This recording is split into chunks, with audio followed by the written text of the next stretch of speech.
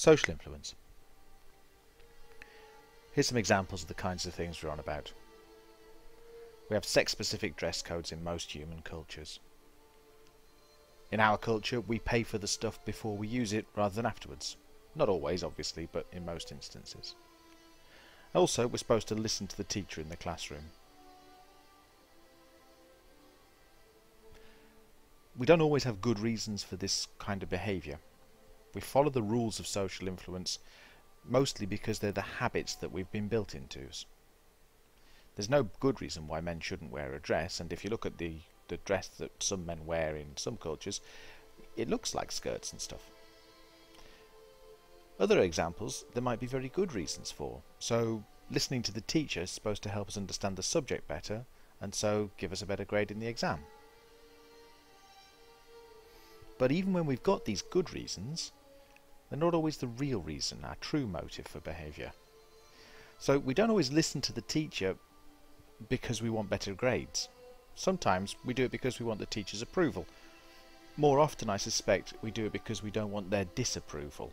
We don't want to draw down their anger or disappointment in us. And finally, of course, there's good old-fashioned habit and can't think of anything better to do. Social psychologists are always interested in these other non-rational, the reasons why we do stuff that we not have insight into. We don't know why we're doing it the way. It's just the way we've always been. We very often start with definitions of social influence in terms of conformity. Here's Myers in the late 90s, early part of our current century. He says that it's a change in behaviour or belief that results from real or imagined group pressures. It's a good definition in some ways. It's popular, it reflects something of our experiences. Nearly everybody has changed the way they behave in some way, or the ideas that they have at some point in their lives, because they think, well, everybody else is thinking that way. But here's the problem with it. It makes it sound like conformity is something we do consciously, that we decide to do, or it's easy to avoid. The research evidence that we know from experimental psychology shows us that people are very often not conscious of conformity, that it happens when we least expect it to, or even worse, we sometimes mistake our tendency to conform for independent choice. Think about it when you buy stuff. If you buy fashion items, maybe you don't think about it too much, but if you do, maybe you say to yourself, well, this suits me, or I like this, or it's an assertion of my identity or my free choice. We tend not to acknowledge the influence that everybody else's behaviour has over us in terms of consumption and buying things. Other psychologists defined conformity in other ways to avoid this kind of problem about consciousness. Here's Phil Zimbardo in the mid-90s, a little before Myers. He uses the idea of focusing on behaviour. He says conformity is a tendency for people to adopt the behaviours, attitudes and values of other members of a reference group. It doesn't actually have to be something we're conscious of, it's just a tendency within us.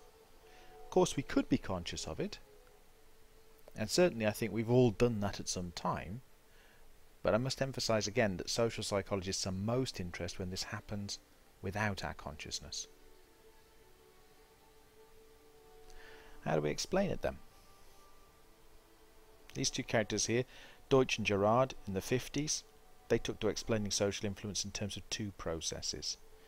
Now I think there's probably little doubt about the two processes they're talking about. They satisfy some basic needs of ours.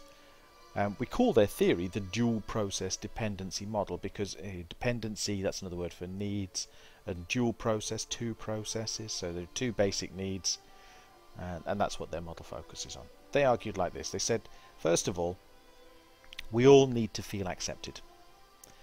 I don't think we need to make too much of a song and dance about that. That's clearly the case for nearly everybody. So we try to make ourselves similar to everyone else in easily recognisable ways, or a basic strategy to fit in, find something that everybody else looks like or feels like or says, and adopt that too. This gives rise to a normative social influence of the group as a whole. So the group sets the standards of what's normal and therefore acceptable, particularly in terms of things like appearance. We also feel the need to know what is right. particularly when whatever it is that we're deciding about is ambiguous or difficult to decide. We don't like uncertainty. So, we look to the group to tell us what is right and beyond question, and this gives rise to an informational social influence of the group. Here's the image of the spinning woman, this optical illusion to try and illustrate the idea. If we look at her online, now whenever I look at her, she always starts out spinning this way. So the foot emerges from this side of the image and spins backwards out on this side. Round and round and round. If I look down and look back up, usually she flips and reverses direction. If not, if I move the mouse over the thing, that usually does it for me too. Of course, in reality, there is no spinning woman. There's just a bunch of 2D slides played one after the next. Played at the right speed, the brain infills the details and tries to interpret the image in 3 dimensions. The unfortunate thing is, it's ambiguous. You can't tell which way she's spinning. So when a group encounters this image for the first time, the ambiguity makes people look to the group to get a decision on what's the right way. Very often you'll find that some members of the group get very angry that their initial interpretation isn't the one that's shared by the rest of the group. The anger's disproportionate to the actual image. You know, there's nothing that important about it, but people get really worked up over this stuff. And the reason is because it frustrates their informational need. They find it difficult to accept that they're not in the right, or that the group doesn't confirm what they suspect to be the truth.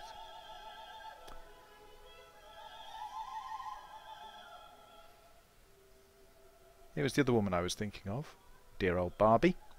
She's looked to the group to decide what's right and what's good, and she's adopted some of the things, you know. There's the thing in her hair, a bit of fashion.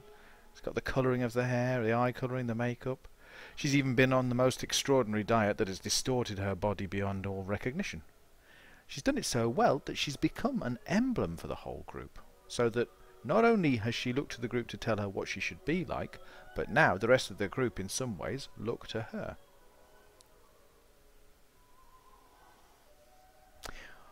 This approach of Deutsch and Gerard has been criticised for separating the effects of these 2 processes out too much. Insko and others suggest that they work together to affect levels of conformity. They'd say it would be more realistic to say that we conform to group norms and beliefs as we come under normative and informational social influences. Another criticism, the dual dependency model sees social influence and the group as a product of the needs of individuals. And this is kind of the wrong way round. Humans are only individuals after they've been through the group processes. When we're born, we are so dependent that we are far more things of the group than we are things of ourselves. Turner, and a lot of other people as well, argue that the individual wants to belong to the group for its own sake. And according to this explanation, we identify with the group and adopt its norms in order to belong. It might satisfy our needs for approval and for certainty, but even if it doesn't, we still try and identify ourselves as members of the group. Think about it like this. We all know groups of people where they have a scapegoat character, scapegoat figure amongst them. He's the doofus, the guy who everybody points at, laughs at, makes a joke of. In some way, they're always telling him or her, you're in the wrong. You don't know the right way to behave. And they're also always saying, and because you don't know the right way to behave, you don't really belong. For Deutsch and Gerard, it's very hard to explain why that person would continue to be a member of that group, and yet we all know that they do. They stereotype themselves to a certain extent as the group loser.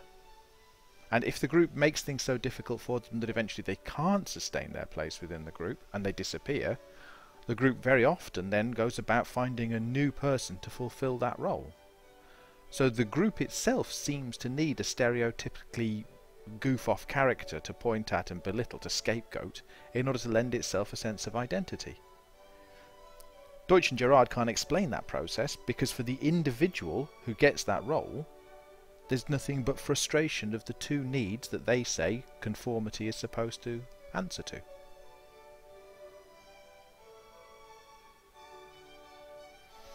This is the process that Turner suggests instead. Turner called it Referent Informational Social Influence. The three stages in Turner's approach are acknowledging the group, learning the group's norms, and adapting behaviour to comply with these norms. I've sometimes contrasted this to the experience of the Asperger's person. Most of us have no difficulty at all recognising a group when we see one. In fact, we're so adept at this, we're sometimes not even conscious of it. When we join a group, we sometimes aren't realising what we've done. Behaviours at bus queues or other informal, highly temporary groups show this to be the case. Asperger's people very often find it hard to acknowledge such groups, or any groups at all. And even if they did, they sometimes also find it hard to learn the group's norms. And that's because you and I probably very easily recognise the behaviours that are significant around norm and the behaviours that aren't. The Asperger's person might find that very difficult to do. So in the bus queue, it's normal for people to wait in a line and take their turn and not talk to one another, not get too close. The Asperger's person is looking at the bus queue and notices not only that behaviour, but also that everybody happens to be using their mobile phones to text somebody, and that everybody is also on this side of the road rather than the other side of the road. All of these behaviours are part of the group. You and I know which ones are significant for the norm of the group. The Asperger's person may find it very hard to distinguish that. Consequently, they don't adapt their behaviour to comply with the group's norms. Now, according to Turner, this referent social influence sets normative and informational influences of the group in Deutsch and Gerard's sense of these. So these two processes that meet our individual needs are themselves subordinate to the social influence of the group, the referent social influence of the group. So it tells us the optimum level of conformity for the different members, and also the optimum level of self-stereotyping that the different members of the group should engage in. There's a study by Newcomb from the 30s of a bunch of female college students whose behaviours all adapted and changed around the group norms. Particularly, I think smoking was one of the behaviours that was focused on. Attitudes changed, behaviours changed. In the end, nobody could really pick out why it was. There wasn't an individual who led this change, but it nevertheless took place. In other words, the group as a whole dominated all the individuals within it. Here are types of conformity then. First of all, we have compliance. Publicly changing your behaviour to conform to that of others whilst privately retaining your own ideas. This could be caused by normative influences, like Deutsch and Gerard suggest, going along with the group so as not to upset anyone, or perhaps more often not to attract their disapproval or ridicule. Take a look at this bunch here. Now these are all these floppy hats, the academic mortarboards and stuff. These are learned, intelligent, independent thinking people. And look at the way they're dressed. Now, I am absolutely certain that none of these people would dress like this unless they were convinced the rest of the group were going to dress like this.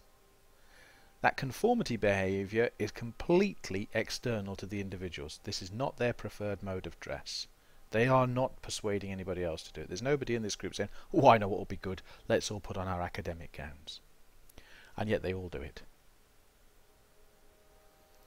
Following on from compliance, we have identification. This is where we publicly and privately start adopting values, attitudes and behaviours of the group, but it's more because we want to feel like we belong, especially when the group includes some extrinsic motivation. Very often that could be, say, the presence of somebody who we find attractive, or the promise of elevated social status, or a sense of security. All of these extrinsic motivators are offered by the group, and if they're not, then our adoption of the group behaviour tends to decay. So we conform to the norms of behaviour of the group, and the individual begins to adopt some of these as part of their daily lives. Here's the group, some kind of weird sect, all wearing their gowns and masks. The preceding norms of behaviour and the underlying values are still retained, so the daily life stuff still goes on. So here's the cult member in his gown, still doing his normal everyday thing. And there are contradictions then between these new identification behaviours and the older stuff that they did. It's not a reliable method of gaining conformity. So we're likely to abandon the norms of the group, especially if the extrinsic motivation, the person who we wanted the approval of or the affection from, isn't present.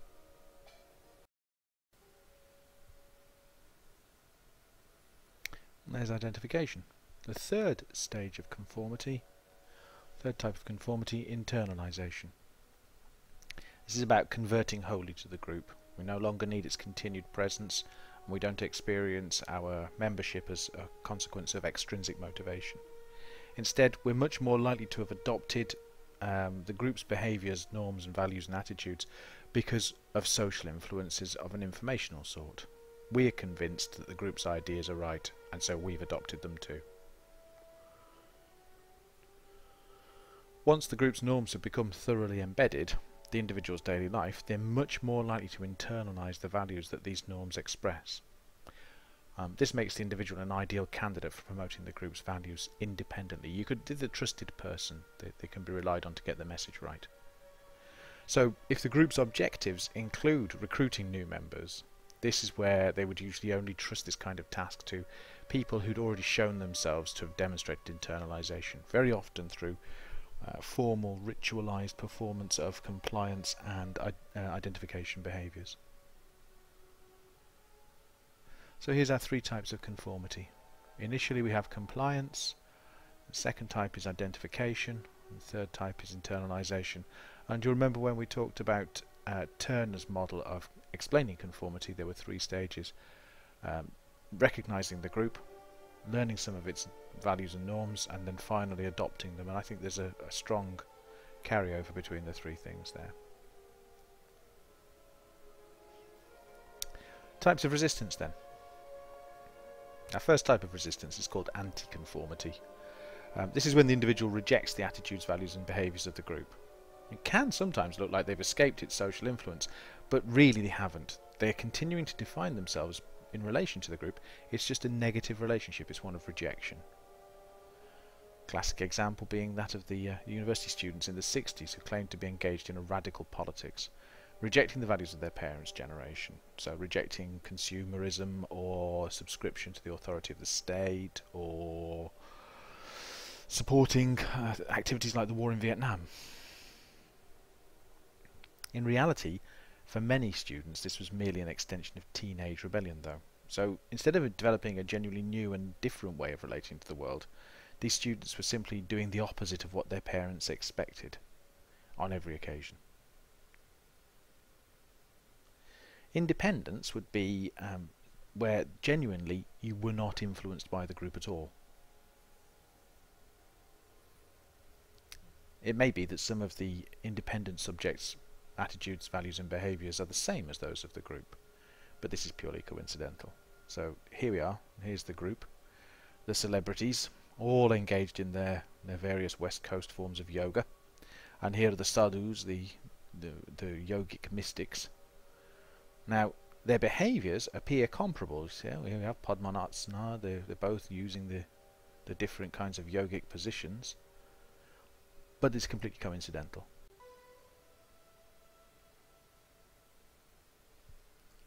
Now, when the group moves on and adopts its new sets of behaviours, changes its norm, in the case of the West Coast, moving from, say, yoga to the Kabbalah and Jewish mysticism, led by Good Queen Madge here. I think this is Brittany Spears. I don't know who this individual is here, but there was an awful lot of news and story about this a few years ago, how the West Coast moved towards Kabbalah and Jewish mysticism, having been more recently associated with yoga. So when this happens, the independent individual, the sadhu, doesn't immediately drop all of his yogic training and take up the red thread and the Kabbalah. He sticks with what he knows. He's independent of their influence. Even if he was located in the midst of them, maybe he'd been brought to the West Coast by somebody like Madonna or one of the others in order to teach them the yoga. He's not going to suddenly switch from his yoga to the Kabbalah just because the rest of the group does. He is independent of them. There is a social group informing his behaviour. There is a collection of individuals who give him a sense of what is right and what is normal or acceptable.